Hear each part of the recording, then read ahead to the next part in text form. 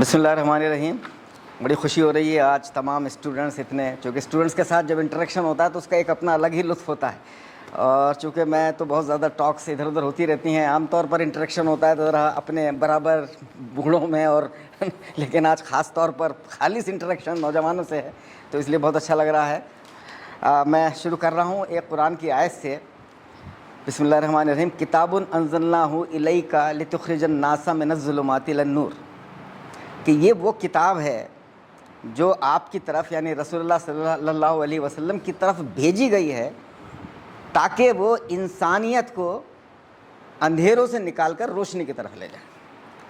بالکل سب سے پہلے میں شروع میں ایک چیز وضاحت کرنا چاہتا ہوں، چونکہ یہ غلط فہمی مسلمس میں بھی ہے، نان مسلمس میں بھی ہے، کہ اکثر لوگ یہ سمجھتے ہیں کہ محمد صلی اللہ علیہ وسلم اسلام کے فاؤنڈر ہیں اور قرآن ان کی بیسک فاؤنڈیشنل بک ہے. یہ کانسیپٹ اپنا آپ میں بڑا مسلیڈنگ ہے، چونکہ جو اسلام کا بنیادی کانسیپٹ ہے وہ یہ ہے کہ پہلا جو شخص کائنات کے بننے کے بعد جب زمین پر پوری انسانیت بنی ہے تو جو پہلا شخص حضرت آدم علیہ السلام، جس کو بائبل میں ایڈم کہا جاتا ہے اور ہندو گرنتھوں میں بھی الگ الگ ناموں سے پکارا جاتا ہے، تو وہ وہیں سے انہی کو ایشور نے، گاڈ نے اپنا پہلا پیغمبر بنایا اور وہیں سے اصل میں اسلام کی شروعات ہو گئی. اسلام صرف ایک عربک ورڈ ہے. اسلام مینس پیس، کہ ایک ایسا سسٹم جو پوری طرح ایک پیس پرووائڈ کرتا ہے، اور وہ حضرت آدم علیہ السلام سے لے کر رسول اللہ صلی اللہ علیہ وسلم پر اس کا اختتام ہوا. یعنی وہ ایک فائنل کڑی ہے اس پورے ایوولوشن پروسیس کا. تو وہ پورا ایوولوشن پروسیس جس میں تمام 1,00,000 سے زیادہ پیغمبر اس کے اندر شامل تھے، اس میں انڈیا کے اندر بھی لوگ آئے اور تمام دنیا کا کوئی حصہ ایسا نہیں تھا جہاں گاڈ نے گائیڈنس اپنی نہ بھیجی ہو. لاسٹ میں ایک، چونکہ اب آگے آنے والا دور ایسا تھا کہ چونکہ ایک پورا انٹرنیشنلائز ہونا تھا پورا سسٹم کو، تو اس لیے گاڈ نے ایک ایسا پورا ایک سسٹمیٹک، ایک جامع طور پر پورا ایک سسٹم پیش کیا، تو وہ محمد صاحب کے تھرو، محمد صلی اللہ علیہ وسلم کے تھرو پیش کیا، تو جو اسلام کی شکل میں سامنے آیا. تو اس آیت میں یہ کہا گیا کہ چونکہ جب انسان اپنے لیول پر سوچتا ہے تو اس کے اپنے سیلفش انٹرسٹ اتنے رہتے ہیں، وہ چاہے انڈیویجول لیول پر سوچ رہا، آرگنائز بھی جب ہوتا ہے تو ان کے کمبائنڈ جو سیلفش انٹرسٹ ہیں وہ حاوی ہوتے چلے جاتے ہیں، اور اس کا رزلٹ یہ ہوتا ہے کہ دنیا میں نام لیتے ہیں وہ کہ صاحب بہت ہم بڑا سسٹم کریٹ کر رہے ہیں، لیکن رزلٹ عام طور پر اندھیروں میں آتا ہے.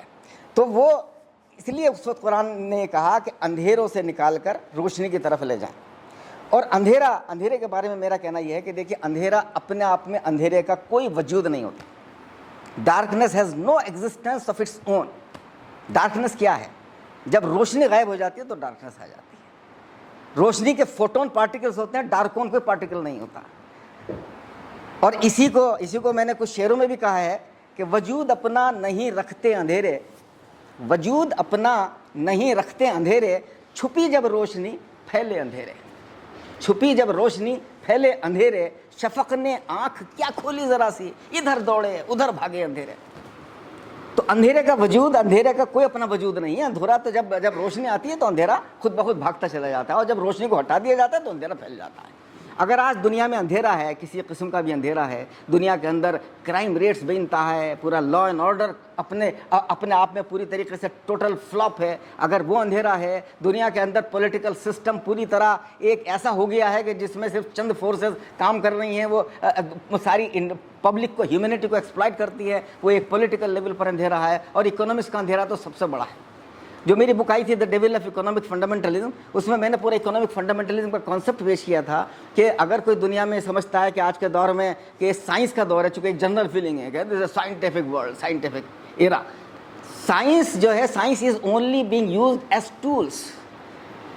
صرف اٹ از دی، یہ سسٹم جو ہے صرف اکنامکس کا سسٹم ہے پوری کائنات میں. یہ وہ جو سرٹن فورسز ہیں، جو کمیونزم میں وہ ایک پرٹیکولر سیکشن تھا، لیکن جو کمیونزم تھا اس کے بعد آہستہ آہستہ دبتا چلا گیا. جو پورا ویسٹرنزم ہے وہ حاوی ہو گیا، اور اس میں وہ پورا کارپوریٹ ورلڈ انہوں نے پورا ایک سسٹم کریٹ کر دیا، جس میں انہوں نے ایک پولیٹیکل سسٹم کریٹ کیا. انہوں نے ایسا سسٹم کریٹ کیا جس میں بظاہر تو یہ لگتا ہے کہ صاحب پبلک چن رہی ہے، الیکشنز ہو رہے ہیں، لیڈرز کریٹ ہو رہے ہیں، لیکن الٹیمیٹلی وہ ان لیڈرز کو کس طریقے سے چنا جانا ہے، کون چنے جائیں گے اور وہ کیا کریں گے، الٹیمیٹلی وہ سب کہیں نہ کہیں ڈائریکٹلی انڈائریکٹلی کارپوریٹ فورسز کا اس میں بہت بڑا میجر رول ہوتا ہے. تو پورا اکنامک سسٹم اس طرح کریٹ کر دیا گیا کہ جس میں، جیسے میں کہتا ہوں کہ سب سے پہلے وہ پرابلمس کو بھی کمرشلائز کرتے ہیں، سولوشنس کو بھی کمرشلائز کرتے ہیں. ان کے نزدیک the only thing is money, how to get money.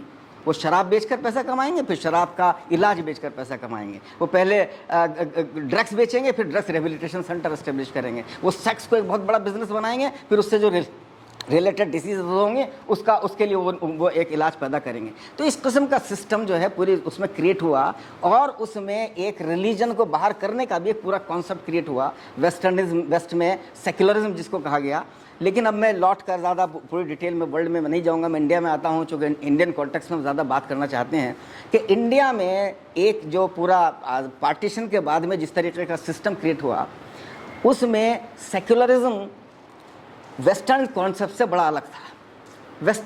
In westernism secularism means negation of religion, negation of God. लेकिन इंडियन कॉन्टेक्स्ट में बाकायदा इट वॉज प्रॉपरली रिकॉग्नाइज कि इन इंडियन कॉन्टेक्स्ट सेक्युलरिज्म जो है is a concept of equality of all religions. It accepts religion, it accepts God, it accepts the position of different religious groups, और उसके बाद में उसको इक्वलिटी का जो कॉन्सेप्ट है वो सेक्युलरिज्म है। तो जब हम बात करते हैं मुस्लिम विज़न की, तो मुस्लिम विज़न जो है वो एक्चुअली वही विज़न है कि जो अल्टीमेट पार्टीशन से शुरू हुआ, और उसमें एक इस्लाम की एक अपनी सोच है। और चूँकि हम एज ए मुस्लिम हम ये बताना चाहते हैं कि हम चाहते हैं इंडिया कैसा हो। कि पहली बात, मुसलमान, इंडिया के मुसलमानों की हैसियत इंडिया में क्या है। नॉर्मली कहा जाता है माइनॉरिटी। मेरा कहना यह है कि इस इंडिया में मुसलमानों की 3 हैसियतें हैं। कॉन्स्टिट्यूशनली वो माइनॉरिटी हैं, एक माइनॉरिटी है, उस लार्जेस्ट माइनॉरिटी हैं, चूँकि तकरीबन 18-20% उनका एक वो है, बाकी जो माइनॉरिटीज़ हैं वो बहुत कम है, 1 और 2% है। तो एक कॉन्स्टिट्यूशन लेवल पर उनका एक बाकायदा रिकॉग्निशन है as a minority. Ideological level पर they are the second biggest majority. Biggest majority जाहिर है हिंदूज़ हैं, और उसके बाद में आइडियोलॉजिकल लेवल पर जो सेकंड बिगेस्ट मेजॉरिटी है वो मुसलमानों की है। एंड इट इज़ चूँकि 20% is a big group. It is, उसको आप माइनॉरिटी वर्ड भी कई बार ऐसा लगता है कि माइनॉरिटी, तो नॉर्मल फीलिंग आती है कि 2-4-5% की होगी। तो वो आइडियोलॉजिकली वो सेकंड बिगेस्ट मेजॉरिटी हैं। Socially they are part of the majority. चूँकि इंडिया की जो मेजॉरिटी है वो गरीब है, वो परेशान है, वो तमाम तरीक़े के प्रॉब्लम्स का शिकार हैं, उनकी सैकड़ों तरह की उनके हेल्थ इश्यूज़ हैं, उनके सोशल इश्यूज़ हैं, उनका रहना भी अच्छा नहीं होता, उनके कमाई, उनका इकोनॉमिक इश्यूज़ हैं, हर तरह के इश्यूज़ हैं। तो सोशली मेजॉरिटी इंडिया की उसी उसमें चंद लोग हैं। इंडिया में जो तकरीबन 1% लोग हैं, उनके हाथ में ऑलमोस्ट 47% इंडिया की वेल्थ है, बाकी 99% के आगे हाथ में almost rest of the money है। तो ये इकोनॉमिक इनइक्वालिटी का कॉन्सेप्ट क्रिएट हो गया। तो इस्लाम, जब मुसलमान, हम मुस्लिम विज़न की बात करते हैं, तो हम एक ऐसा इंडिया चाहते हैं कि जहाँ पर रियल डेमोक्रेसी हो, democracy in its true meaning. वो नहीं कि जिस तरीके का हम देखते चले आए इंडिया में अप्स एंड डाउन्स, कई बार बहुत अच्छे वो भी आते हैं, कई बार बहुत नेगेटिव वो भी आते हैं। तो एक अप्स एंड डाउन्स इंडिया में आते रहे हैं। ओवरऑल हम ये नहीं कह सकते कि डेमोक्रेसी का बेस्ट मॉडल हम प्रोड्यूस करने में कामयाब हुए हैं। इसी तरह सेक्युलरिज्म भी, कि एक सेक्युलर कंट्री के अंदर जो कुछ होना चाहिए था, कि जिस तरीके का एक कम्युनल हार्मनी होनी चाहिए थी, आपस में मोहब्बत होनी चाहिए थी, आपस में एक दूसरे के साथ मिलकर रहना चाहिए था, वो जाहिर है वो बीच में उसको ब्रेक लगते रहते हैं, उस बीच में बहुत सारे अप्स एंड डाउन्स होते रहते हैं। तो वो पूरा का पूरा चीज़ें फिर तो हम चाहते हैं कि ऐसा रियल सेक्युलरिज्म जो हमने पूरा कॉन्सेप्ट सोचा था कि वो सेक्युलरिज्म यहाँ पर क्रिएट हो, कि जिसमें हर कोई एक दूसरे के रिलीजन की इज्जत भी कर रहा हो, एक दूसरे के रिलीजन को सपोर्ट भी कर रहा हो, कम्युनिटीज़ एक दूसरे को सपोर्ट कर रहे हैं। यह ना हो कि सिर्फ हिंदू बस हिंदू को सपोर्ट कर रहा है, मुसलमान को सपोर्ट कर रहा है, क्रिश्चियन को सपोर्ट कर रहा है। सब एक दूसरे के सपोर्ट करें। इस support should be on the basis of the problems, कि भाई अगर मेरा पड़ोसी है, कुरान के अंदर बाकायदा है, इस्लाम में बाकायदा है कि आप अच्छे जब हैं जबकि आपका पड़ोसी सेफ है, चाहे वो मुस्लिम है चाहे नॉन मुस्लिम है। अच्छे आप जब हैं जब आपका फ्रेंड सेफ है, चाहे वो मुस्लिम है कि नॉन मुस्लिम है। तो वो पूरा कॉन्सेप्ट जो होना चाहिए कि भाई कि सारे कंट्री के अंदर एक पीसफुल एटमॉस्फेयर। फिर हम ये भी चाहेंगे कि चूँकि इंडिया में और पूरे बाकी वेस्टर्न वर्ल्ड में और जगहों पर डिफरेंस ये है कि इंडिया की ऑलमोस्ट 98-99% पब्लिक ऐसी है कि जो किसी न किसी रिलीजन में ट्रू बिलीवर्स हैं। वो रिलीजियस यहाँ पर, जैसे हम अमेरिका के बारे में या इंग्लैंड के बारे में या फ्रांस के बारे में ये नहीं कह सकते कि वहाँ के लोग रिलीजियस में ट्रू बिलीवर्स हैं। दो on paper they can be Christians और ज्यूज एक्सेट्रा, लेकिन इन बाई हार्ट, लेकिन इंडिया में ये कहा जा सकता है कि बाई हार्ट इंडिया की ओवरवेलमिंग मेजॉरिटी किसी न किसी रिलीजन में बिलीव करती है। تو یہ تو انڈیا میں اس ریئل جو ہے وہ کانسیپٹ، چونکہ جب ریلیجن میں بلیو ہوگا تو آپ ایک اس کا ایک لازمی نتیجہ یہ ہے کہ آپ کا فیملی سسٹم پر بھی بلیف ہے، اور اس کا لازمی نتیجہ یہ بھی ہے کہ ایک مورلٹی کا ایک تصور ہر ریلیجن کے اندر موجود ہے جو کم و بیش ایک ہے. اس میں اب تھوڑا بہت ڈفرینسز ہیں، لیکن یہ کہ in general all religions blue کہ آنیسٹی ہونی چاہیے، آل ریلیجنس بلیو کہ بھائی فیملی سسٹم ایک مضبوط ہو. کوئی یہ نہیں چاہے گا کہ فیملی کے کی عورتیں باہر رات میں ناجائز تعلقات قائم کرتی پھریں، کوئی نہیں چاہے گا. کوئی نہیں چاہے گا کہ ان کے بیٹے برباد ہوتے پھریں، کوئی نہیں چاہے گا کہ ان کے شراب اور نشہ. یہ تقریباً سارے ریلیجنس کے اندر کم و بیش، سبھی اسلام میں اسپیسیفکلی بینڈ ہے، لیکن باقی جگہوں پہ اس کو اچھا نہیں سمجھا گیا ہے. جوئے کے بارے میں باقاعدہ ہریانہ کے اندر جب بی جے پی گورنمنٹ تھی اس نے جوئے کو بین لگایا تھا. مہاراشٹر کے اندر ٹھاکرے جو ہیں وہ بہت امپورٹنٹ رول ادا کرتے رہے ہمیشہ ان ایشوز کے اوپر. تو میرا ہمیشہ ماننا یہ ہے کہ جو بھی کوئی اس طرح کے ایشوز اگر کوئی اٹھا رہا ہے تو اس کو سارے ریلیجنس کو سپورٹ کرنا چاہیے. تو مورلٹی بھی ہمیں پوری دنیا کے سامنے یہ دکھانا چاہیے کہ ہم لوگ مورلی بھی ہم لوگ بہت کتنے اسٹرانگ ہیں. اور ہمیں جب میرے ذہن میں جو نیشن کا تصور ہے وہ یہ نہیں کہ میں نیشن ہوں تو بس میں سب سے اچھا ہوں، یا یہ کانسیپٹ آ گیا کہ ہم ہیں تو اپنے کنٹری کی کمیاں نہیں نکال سکتے. بھائی کیوں نہیں نکال سکتے؟ اگر ہمارے کنٹری کی کچھ کمیاں ہیں تو ہمیں اس کو کمی کو دور کرنا پڑے گا، اور دور کرنے کے لیے پہلے ضروری ہے کہ وہ کمی ہائی لائٹ بھی ہوں. اور یہ ضروری نہیں ہے کہ ہم ایک کنٹری میں رہتے ہیں تو بس ہم باقی سارے کنٹریز کو نگیٹ کریں گے. نہیں، جس کی جو اچھائی ہے اس کو ہم ایکسیپٹ کریں، جس کی جو برائی ہے اس کی برائی کو ہم اس کو خالص اسٹریٹجیکل بنیادوں پر نہ بات کریں، بٹ ریئلی کہ کیا ٹروتھ ہے اس کی بنیاد پر ہم کنٹریز کے اندر ایک جو تعلق اور آپسی میل ہے اس کے بارے میں بات کریں. تو یہ پورا کا پورا کنسیپٹ ہوا. تو پھر وہ یہ بات آئی کہ بھائی ہندوستان میں جب بات آتی ہے مسلمانوں کی تو اس میں کوئی شک نہیں کہ بھائی مسلمان سوشلی بھی ایجوکیشنلی ایک بیکورڈ رہا ہے. سچر کمیٹی کی رپورٹ آئی تو اس میں بیسیکلی وہاں آرگومنٹ وہ سمٹا ہوا تھا گورنمنٹ کیا کر سکتی ہے، اور گورنمنٹ کی کمی کی وجہ سے کہاں سپورٹ کی کمی ہے جس کی وجہ سے مسلمانوں کے اندر پرابلمس آئی، اور اس کا حل گورنمنٹ کیا کر سکتی ہے. لیکن جب میں نے پورا ڈاکومنٹ تیار کیا تو اس میں میرا یہ تھا کہ نہیں، صرف گورنمنٹ سے امید رکھنا، اس پر سارا کا سارا ڈپینڈ ہو جانا، اس سے کام نہیں چلے گا، بلکہ we have to work at every possible level. اور وہ اس میں ہمیں اندر سے بھی ہمیں پورا کا پورا ایک پوری جدوجہد کرنی ہے، اندر سے بھی محنت کرنی ہے. اور اس اندر سے محنت کرنے کے لیے یہ ضروری ہے کہ ہم جو ہیں اپنا بھی ایک پورا ایسا پلان تیار کریں کہ جس میں کوئی بھی فیلڈ چھٹی نہ رہے. اور اسی لیے میں نے زور دیا کہ جس کو ہم نے کہا کہ 4 لیول پر امپاورمنٹ ضروری ہے. پہلا امپاورمنٹ ہم نے کہا آئیڈیولوجیکل، دوسرا سوشل، تیسرا اکنامک، چوتھا پولیٹیکل. آئیڈیولوجیکل امپاورمنٹ کیا ہے؟ آئیڈیولوجیکل امپاورمنٹ یہ ہے کہ مسلمانوں کو یہ پتہ ہونا چاہیے کہ ریئل اسلام ہے کیا، اسلام کے تقاضے کیا ہیں، اسلام کیا چاہتا ہے. اگر وہ یہی نہیں جانیں گے تو ظاہر ہے وہ اسلام کو پراپرلی پیش نہیں کر سکتے، وہ اپنی لائف میں بھی نہیں پیش کر سکتے ہیں. اور وہ اگر کہیں سمجھانے کی نوبت آ رہی ہے، کہیں اسپیچ ہونے کی نوبت آ رہی ہے تو وہ نہیں سمجھا پائیں گے کہ اسلام اصل میں ہے کیا. تو وہ پراپر سمجھ ہونی چاہیے. اس کے علاوہ جو دوسرے لوگ اسلام پر یا مسلمانوں پر الزام لگاتے ہیں اس کا جواب دینے کی ہمارے اندر کیپیبلٹی ہونی چاہیے. اور صرف مسلمانوں سے ریلیٹڈ ہی نہیں، پورے ورلڈ ریلیٹڈ جو پرابلمز ہیں ان پرابلمز کے لیے کون ذمہ دار ہے اور ان پرابلمز کا سولوشن کیا ہے، وہ کیپیبلٹی ہمارے اندر ہونی چاہیے. پورا انٹلیکچوئل ڈیبیٹ ہمیں سمجھنی چاہیے. اور اسی کو میں ایک سبجیکٹ میں نے انٹروڈیوس کیا ہے جس کو ہم اپلائیڈ اسلامکس کہتے ہیں، کہ applied اسلامکس means is this application of Islam in every possible field. دیکھیے قرآن واضح کرتا ہے کہ اسلام صرف مسلمانوں کے لیے نہیں ہے، اسلام گاڈ کی بھیجی ہوئی گائیڈنس ہے جو سب کے لیے ہے، پوری انسانیت کے لیے ہے. تو یہ ہماری ڈیوٹی ہے کہ ہم دنیا کو بتائیں کہ ریئلٹی کیا صحیح ہے کیا غلط ہے.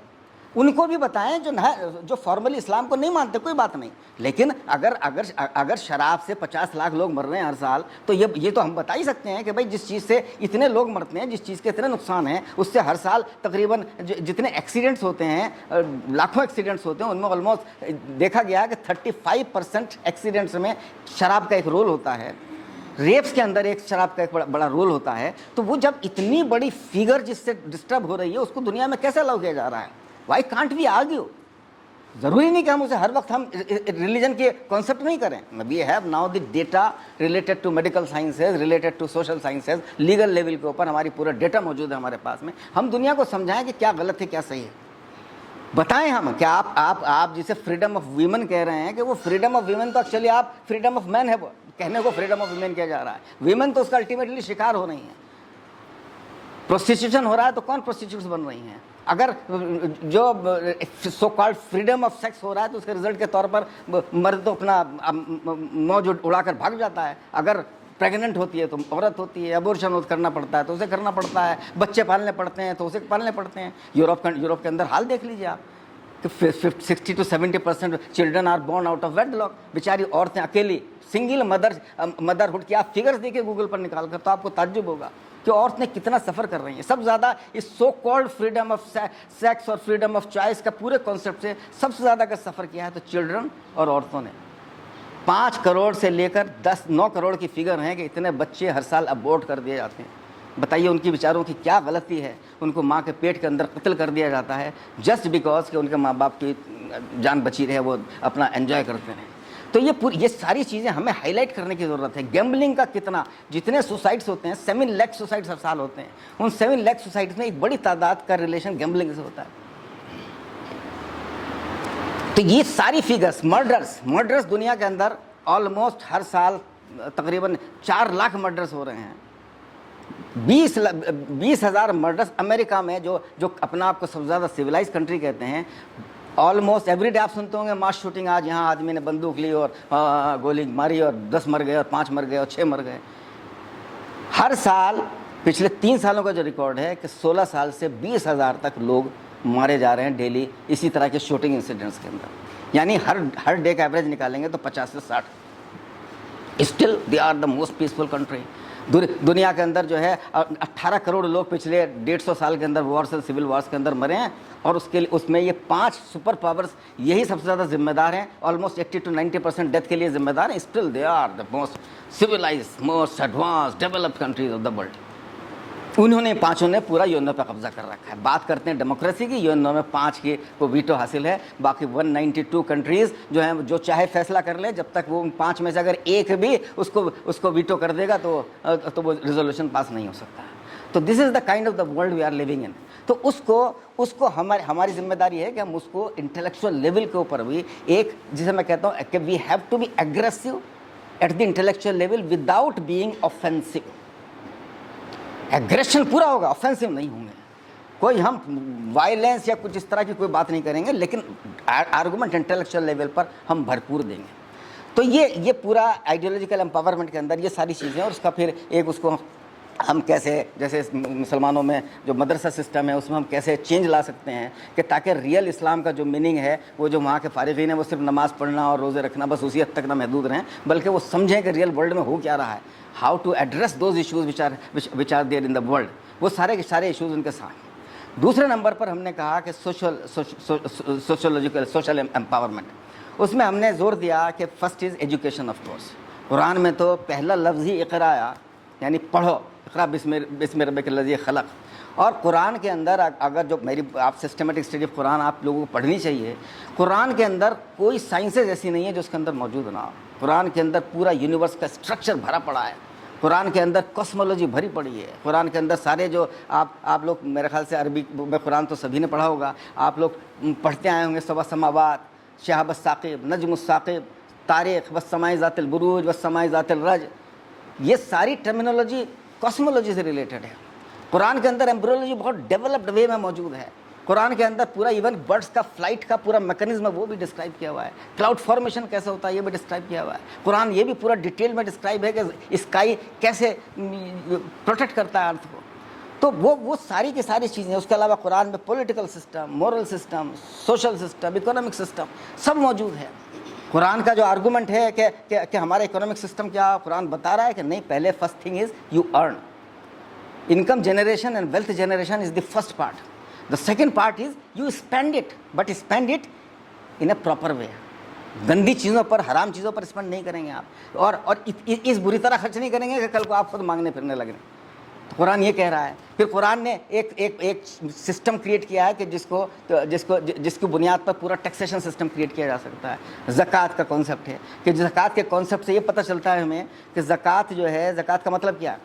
آپ 1 کروڑ روپیہ سال میں کمائیے, لیکن 1 کروڑ کا 1 کروڑ خرچ کر دیجیے, آپ کے اوپر کوئی زکوٰۃ نہیں لگے گی. لیکن اگر آپ نے اس میں سے بچایا ہے ایک لمٹ سے بیونڈ تو آپ کو زکوٰۃ دینی پڑے گی. تو اس کا مطلب کیا ہوا؟ اور کیومولیٹڈ ہے کہ آپ کے اوپر سال کے اینڈ میں جتنا بھی ٹوٹل آپ کے ایسیٹس ہیں ان کے اوپر آپ کو. اس کا مطلب کلیئر ہوا کہ اسلام میں نہ تو انکم ٹیکس ہے نہ سیلز ٹیکس ہے, اسلام کے اندر ویلتھ ٹیکس ہے کہ آپ ویلتھ جو ہے, اور دوسرا عشر ہے جس کا مطلب ہوتا ہے پروڈکشن ٹیکس, کہ پروڈکشن کریں گے اس کا آپ کو 10% آپ کو ڈسٹریبیوٹ کرنا ہے. تو اس میں پورا اس کا سسٹم بھی کریٹ کیا. تو سوشل سسٹم میں پہلی چیز آئی ایجوکیشن, کہ آپ کے اس لیول پر مسلمان ابھی بھی بہت پیچھے ہیں. حالانکہ پچھلے کچھ سالوں میں 15-20 سالوں میں ڈیولپمنٹ ہوا ہے, but still we are far behind, کہ ہمیں پراپر لیول پر انسٹیٹیوشنس ڈیولپ کرنے چاہیے. آج تک انڈیا میں کوئی پیور وومن مسلم کالجز نہیں ہیں. تو اور جگہ جگہ بہت سارے محلوں کے اندر جو اسکولس ہونے چاہیے وہ نہیں ہیں. تو اسکولس کے لیول کے اوپر وہ جو ڈیولپمنٹ ہونا چاہیے تھا, جس طرح ہونا چاہیے, وہ بھی موجود نہیں ہے. تو ایجوکیشن, ہر طرح کی ایجوکیشن, اس میں ہائر سروسز میں ہم لوگوں کا پارٹیسپیشن جو ہونا چاہیے وہ نہیں ہے. تو یہ ایک امپورٹنٹ سیکٹ. دوسرا میں کہتا ہوں کہ سوشل اس کا part, empowerment of women with in Islamic frame work. عورتیں جنرل ایک بات کی جاتی ہے کہ مسلم وومن ایجوکیشن میں اور بہت سارے میدانوں میں پیچھے ہیں. یہ نہیں ہونا چاہیے. اسلام وہ پہلا ریلیجن تھا کہ جس نے عورتوں کو باقاعدہ پراپرٹی کے اندر رائٹس دیے, انہیریٹنس کے اندر رائٹس دیے ان کو, ان کو بہت ساری چیزوں سے آزاد کیا. ان کے اوپر کمانا ان کی شادی کے بعد ان کی ذمہ داری نہیں ہے, لیکن ان کو پورا رائٹ ہے کہ وہ کمائیں. لیکن ان کے بچوں کی فیملی کی ذمہ داری ہسبینڈ پہ رکھی ہے, لیکن عورت کو یہ رائٹ ہے کہ وہ کمائے. کمانے کے لیے ظاہر ہے جو پڑھائی ضروری, ایجوکیشن کرے, تو وہ عورتوں کی ایجوکیشن ہونی چاہیے. تو وہ لیکن افسوس کی بات ہے کہ انہیریٹنس میں جو رائٹس عورتوں کے ہیں وہ نارملی نہیں دیے جاتے ہیں. مجھے اپنی فیملی کے اندر اچھی خاصی جدوجہد کرنی پڑی اپنے بہنوں کو رائٹس دلوانے کے لیے فادر کی چھوڑی ہوئی پراپرٹی کے اندر. اور کہیں کانسیپٹ پوری اس میں کہیں نہیں ہے. اور مسلمانوں میں ہی نہیں, ہندوز میں بھی یہ حال ہے کہ کہنے کو 50% رائٹس ہے عورتوں کے, لیکن میں نے پورا سروے کرانے کی کوشش کی کہ ہارڈلی 1-2% جگہوں پر لڑکیوں کو وہ انہیریٹنس میں پورا حصہ ملتا ہے. تو وہ ایک بہت امپورٹنٹ ورک ہے کہ عورتیں ایسی گڈ جابس میں, بیڈ جابس کے ہم لوگ بالکل وہ کریں گے کہ ایسی جابس جن میں ان کی فزیکل چارم کو ایکسپلائٹ کیا جاتا ہو, ایسی جاب ظاہر ہے وہ ایکسیپٹیبل نہیں ہوگی. لیکن عورتیں, ڈاکٹرس عورتوں کی ضرورت ہے, ٹیچرس کی عورتوں کی ضرورت ہے, انجینئرس کی ضرورت ہے, ایون پولیس میں ضرورت ہے. تو ان کو اس لیول پر بھی بہت ورک کرنے کی ضرورت ہے. اور تیسرا سوشل, اس میں امپاورمنٹ میں کہتا ہوں کہ جو سوشل ایولز ہیں ان کے خلاف کیمپین وہ بہت امپورٹنٹ پارٹ ہے. ایون مسلمانوں میں بھی آپ کو جوا کھیلنے والے خوب مل جائیں گے, شراب پینے والے خوب مل جائیں گے, اور بہت ساری برائیوں کرنے والے خوب مل جائیں گے. تو وہ جو ہے وہ کیمپین مسلمانوں کے لیول پر بھی, اور یہ کیمپین تو میں کہتا ہوں سب کو ساتھ لے کر پورے انڈیا کے لیول پر چلنا چاہیے. جب شراب کو سب برا سمجھتے ہیں تو کیوں ایک مسلم آرگنائزیشن, ایک ہندو آرگنائزیشن مل کے اور کرسچن آرگنائزیشن مل کے کیمپین نہیں چلا سکتی؟ میں تو یہاں تک کہتا ہوں کہ RSS کو اور اویسی کے پارٹی کو بھی مل کے یہ کیمپین اکٹھے چلانا چاہیے. چونکہ اس معاملے پہ تو دونوں ایک ہے, باقی لڑتے رہیے آپ, لیکن اس معاملے پہ ایک ہو جائیے اگر آپ ہو سکتے ہیں. اگر آپ کے اندر, اگر آپ ریئل سچے ہیں تو آپ کو اس میدان میں ایک ہو جانا چاہیے.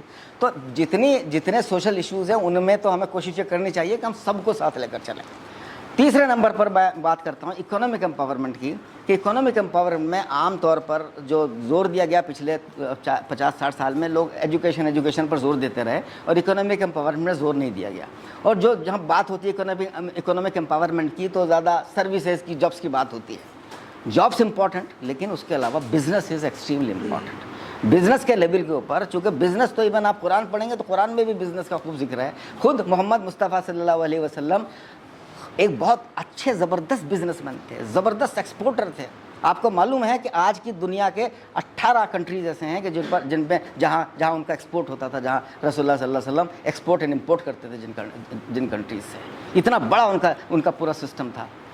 لیکن ہم لوگ جو ہے بزنس میں بچھڑ گئے بہت چھوٹے لیول پر, جو کچھ جیسے ووڈ کارونگ کا یا کچھ جگہوں پر اس کا سوت بننے کا یہ بزنس تھے, وہ بھی آہستہ آہستہ فیل ہوتے چلے گئے. تو ہمیں اسمال بزنس میں big business as well as corporate business ہر لیول پر, آج جو ہندوستان میں 1000 ٹاپ لسٹڈ کارپوریٹ کمپنیز ہیں, ان میں سے جو میرے پاس فگر 2-3 سال پہلے مجھے یاد آ رہی ہے, اب ایگزیکٹلی آج کی تاریخ میں کیا ہے 1-2 چینج ہو سکتے ہیں, لیکن 11 صرف مسلمس تھے.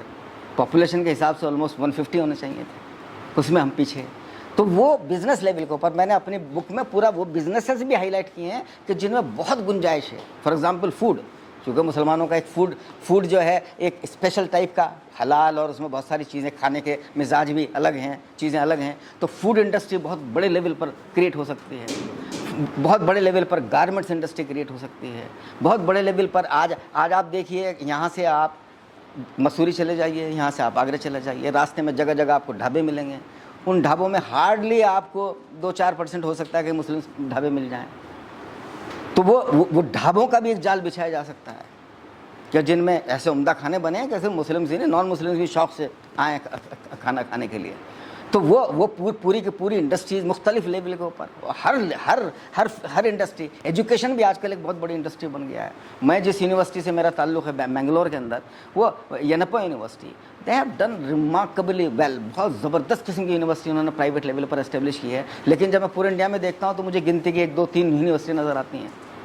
बाकी और कितनी बड़ी बड़ी यूनिवर्सिटीज़ आप जब और मिला के देखिए, मिट्टी को देखिए, मणिपाल को देखिए, शानदार यूनिवर्सिटीज़ हैं। उस लेवल पर भी हमारा कंट्रीब्यूशन, तो हमें उस लेवल पर भी एजुकेशनल इंडस्ट्री में भी हमें आगे आना है। और बहुत सारी लंबी लिस्ट है कि जो उसमें हम इकोनॉमी में एंटर हो सकते हैं। फिर आता है पॉलिटिकल एम्पावरमेंट। पॉलिटिकल एम्पावरमेंट में जब हम पॉलिटिकल एम्पावरमेंट की सोचते हैं तो नॉर्मली दिमाग में ये ख्याल आता है कि हमारे एमपी ज़्यादा हों, हमारे एमएलए ज़्यादा हों। लेकिन ये तो इम्पोर्टेंट है ही कि हर लेवल पर जितने भी पॉलिटिकल इंस्टीट्यूशंस हैं, म्यूनिसिपैलिटी से लेकर या गांव के पंचायत से पार्लियामेंट के लेवल तक, हर लेवल पर प्रॉपर रिप्रेजेंटेशन मुसलमानों का होना चाहिए। अफसोस की बात यह है कि ना तो कॉन्स्टिट्यूशनल लेवल पर कोई ऐसा अरेंजमेंट है कि जिससे उनकी ये श्योर हो सके। रिज़ल्ट क्या है कि अब पिछले 5 साल में तो रिकॉर्ड टूट गया है कि सबसे कम एमपीज़ अगर पिछले 5 साल में हैं तो कभी इंडिया में रहे हैं तो पिछले 5 साल के अंदर रहे मुस्लिम एमपीज़, और शायद अगले 5 साल में वो रिकॉर्ड भी टूट जाएगा। तो वो representation in upper house as well as lower house, वो कहीं जहाँ 150 मुसलमान होने चाहिए तकरीबन आबादी के हिसाब से, वो रिप्रेजेंटेशन आप देख सकते हैं कि कितना है। उस असम्बलीज़ के अंदर भी रिप्रेजेंटेशन बहुत कम है, इवन म्यूनिसिपैलिटीज़ के अंदर भी रिप्रेजेंटेशन बहुत कम है। तो एक तो उसकी वजह यही है कि गवर्नमेंट पॉलिसीज़, जैसे मैंने आर्ग्यू किया है कि भाई अगर रिप्रेजेंटेशन बढ़ाना है तो पहले चीज़ ये हर पार्टी ये बाउंड हो कि हर रिलीजन और हर कास्ट के अकॉर्डिंग वो टिकट्स देंगे। जब टिकट्स मिलेंगे तो जाहिर है नंबर बढ़ेगा, लेकिन अगर नंबर नहीं बढ़ रहा तो जिस भी कम्युनिटी का या जिस भी कास्ट के लोग कम हैं अपर हाउस में राज्यसभा में उसको आप कंपेंसेट कीजिए, उसको उतने सीटें वहाँ बढ़ाइए। तो कम से कम राज्यसभा और लोकसभा में मिलाकर कम से कम जो आसपास है उतना हम अचीव कर सकते हैं। इसी तरह स्टेट लेवल पर असेंबली और विधानसभा में हम ये तरीका अपना सकते हैं। तो लेकिन ये तो बहुत मुश्किल काम है। इसके अलावा जो एक और बहुत इंपॉर्टेंट चीज़ है पॉलिटिकल एम्पावरमेंट में कि हम इश्यूज़ को हाईलाइट करना अभी नहीं सीखे। हम पहली बात तो इश्यूज़ के मामले में हम बहुत सेलेक्टिव हैं। हम सिर्फ प्योर जो कम्युनिटी रिलेटेड इश्यूज़ हैं सिर्फ उन्हीं की बात करते हैं, उन्हीं को उठाने की बात करते हैं। जब कम्युनिटी पे कोई बात आ जाती है तभी हम मैदान में उतरते हैं। एक तो इस साइकोलॉजी से बाहर निकलना है। इंडिया के गरीबों का इश्यूज़ भी हमें उठाने चाहिए। इंडिया में कोई जो मॉरल इश्यूज़ हैं वो भी हमें उठाना चाहिए। कोई भी इकोनॉमिक इश्यूज़ हमें उठाने चाहिए। क्यों हम इकोनॉमिक इनइक्वालिटी के ख़िलाफ़ क्यों हम नहीं खड़े हों, क्यों हम लीड ना करें, बाकी सबको हम साथ लें। क्यों हम शराब के ख़िलाफ़ शराबबंदी क्यों एक बिहार में होती है, गुजरात में होती है और कुछ जगहों पर होती है, हमारी ऑर्गेनाइजेशन ने क्यों लीड नहीं ली, जबकि हराम तो क्लियरली हम लोगों के यहाँ है। वो इसी तरीके से पूरी जो प्रोस्टिट्यूशन और बहुत सारी चीज़ें जो आगे आ रही हैं जिनकी वजह से बहुत सीरियस लैंड नहीं ले रहे हैं। तो पॉलिटिकल लेवल पर हम इस तरीके से हमें ऑर्गेनाइज होना चाहिए कि हम अपने इश्यूज़ भी उठाएं। ये मैं नहीं कह रहा हूँ कि अपने इश्यूज़ जो हमारे प्योर अपने इश्यूज़ हैं जाहिर है उनको भी हाईलाइट करेंगे, लेकिन हमें जनरल पब्लिक के इश्यूज़ को भी हाईलाइट, क्राइम के इश्यूज़ हैं वो सब हम हाईलाइट करें और हमारी इस तरीके से हाईलाइट करें कि गवर्नमेंट मानने पर मजबूर हो, चाहे किसी की भी गवर्नमेंट हो। गवर्नमेंट इंडिया में बदलती रहती है, कभी किसी की, तो हर वक्त हमें कि ये होना चाहिए चौकन्ना। कोई भी गवर्नमेंट हो, गवर्नमेंट कोई भी अच्छा स्टेप लेती है उसको सपोर्ट करें, कोई गलत स्टेप लेती है उसके खिलाफ हमें खड़ा होना चाहिए और हमको इस तरीके से ऑर्गेनाइज होना चाहिए कि हम वो सारे इश्यूज उठा सकें। तो ये मैंने पूरी एक 4 एम्पावरमेंट की वो तैयार की है, पूरा का पूरा प्लान उसके अंदर दिया है और भी बहुत सारी चीज़ें उसके अंदर हैं। तो ये बुनियादी तौर पर एक फ़िक्र यही है कि इंडिया को हम ये चाहते हैं कि इंडिया सही मानों में वर्ल्ड के अंदर एक ऐसा नेशन, एक ऐसा एग्जाम्पल बने कि जहाँ पर ट्रू डेमोक्रेसी हो, जहाँ पर ट्रू सेक्युलरिज्म हो, जहाँ पर इकोनॉमिक इनइक्वलिटी मिनिमल हो, जहाँ पर लोगों के दरमियान आपस में मोहब्बत का एक ताल्लुक पैदा हुआ हो, जहाँ जहाँ जिस कंट्री की दूसरे कंट्रीज़ के साथ में लड़ाई या जो है टेंशन्स मिनिमल हो, ये जो तसव्वुर है, ये तसव्वुर आगे बढ़ाने की ज़रूरत है और इस पर हमें गौर करने की ज़रूरत है, इस कोशिश में करने की ज़रूरत है। और ज़ाहिर है इस कोशिश को अगर कोई आगे बढ़ा सकता है तो वो सब ज़्यादा आप लोग यंग जनरेशन स्टूडेंट्स उस चीज़ को आगे बढ़ा सकते हैं, क्योंकि अगला दौर आपको आने वाला है। हम जैसे लोग तो बस न जाने कब तक हैं और कब चले जाएंगे, उसके बाद में रियल जो इरा आने वाला है वो आप लोगों का आने वाला है। तो इसलिए आप लोगों को प्रॉपर कॉन्सेप्ट्स को समझना है, पूरी प्लानिंग करनी है, रोड मैप तैयार करने हैं, ऑर्गेनाइजेशंस बनाएं और सारी ज़रूरी नहीं होता कि सारे काम एक करें, वो जाहिर है वर्क का डिस्ट्रीब्यूशन होगा, लेकिन आपस में कोऑर्डिनेशन बहुत ज़रूरी है। चूँकि लोग कहते हैं अरे ये तो थोड़ा सा काम कर रहा है तो हम उससे ज़्यादा दूसरा काम कर रहे हैं, अरे भाई वो भी इंपॉर्टेंट काम कर रहा है, आप भी कर रहा है। तो आपस में कोऑर्डिनेटेड वे में एक कंबाइंड एफर्ट होना बड़ा ज़रूरी है। बस मैं यही आपसे मुझे अर्ज़ करना था, जो दिमाग में आया है। आपके जहनों में कोई क्वेश्चंस हों बिल्कुल आप हमेशा पूछ सकते हैं, क्लैरिफिकेशन कोई चाहें वो आप पूछ सकते हैं।